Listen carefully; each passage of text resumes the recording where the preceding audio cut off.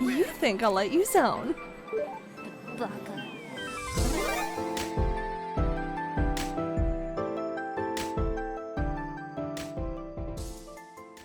Miles is in Wakanda, and what could possibly go wrong? If Miles is international right now, then who's back in Brooklyn covering for him? And can T'Challa really cure him with Bast's help? Let's find out in issue 27. Miles is in class getting called on to answer a question, but can't answer or is giving incomplete answers to the teacher because something is very wrong. Genki senses this, and he tells Mr. Acapulco Miles is a bit under the weather right now and might need to go to the bathroom. Later, Genki sees that Shift has been standing in for Miles, and they can probably get by with getting Shift some rest from being small if they hang out till the bell rings. But he better be prepared for a long day of being small. And wonders if Shift is at school, then where did Miles go to? Miles is in the Wakandan streets with T'Challa, commenting that the more he sees of this place, the more it reminds him of New York. T'Challa says people don't realize how places are more alike than they realize.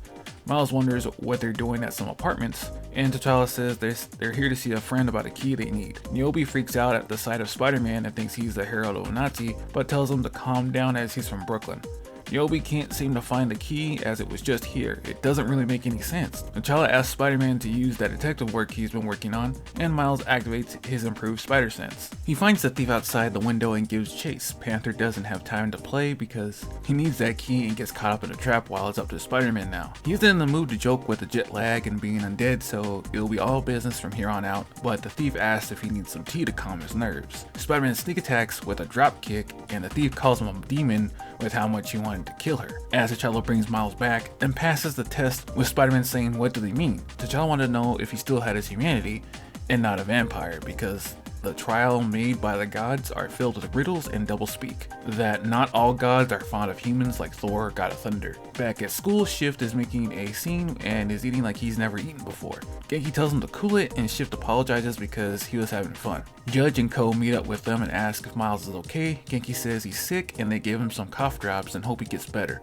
Shift asks why did they do that, and Genki says friends help each other, and Shift likes the sound of that. Back in Wakanda, T'Challa asks what does he know about Wakanda? That they have the most advanced science in the world, they have a Black Panther, and he's not gonna ask to confess his sins, is he? T'Challa laughs and says he's not a priest, but if there's something that's on his mind, then he can lend an ear.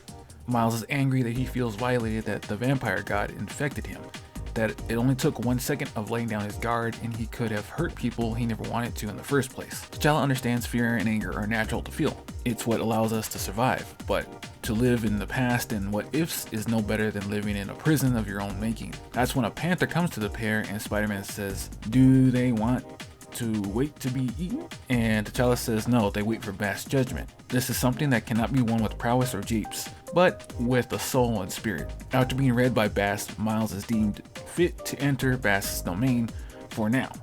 They make it to the soul tree when, if worthy, you can commune with Bast, and Miles asks, with its help will he be cured of his vampirism? T'Challa says it's not that simple, but he will help him the best he can because the ritual requires more. As the comic ends, Shuri appears saying that T'Challa alone will not help him, but with her as well, are more than capable. At the end of this, I do like that Miles is trying everything he can to keep the vampirism under control. The best this is that he can be seen in the exchange with the thief saying that he doesn't feel like himself today, so he'll skip the jokes and be straight to business, but Miles uses his stealth and gives a big drop kick to the face. The dialogue with T'Challa was really nice as he understands Miles' pain and fears, but tells the young hero that one can't live in fear on what ifs if you want to live. I'm also really interested in the interactions between Bast and Miles on will she accept him to give the cure. But with that being said, stay gold guys, and I'll see you in the next video.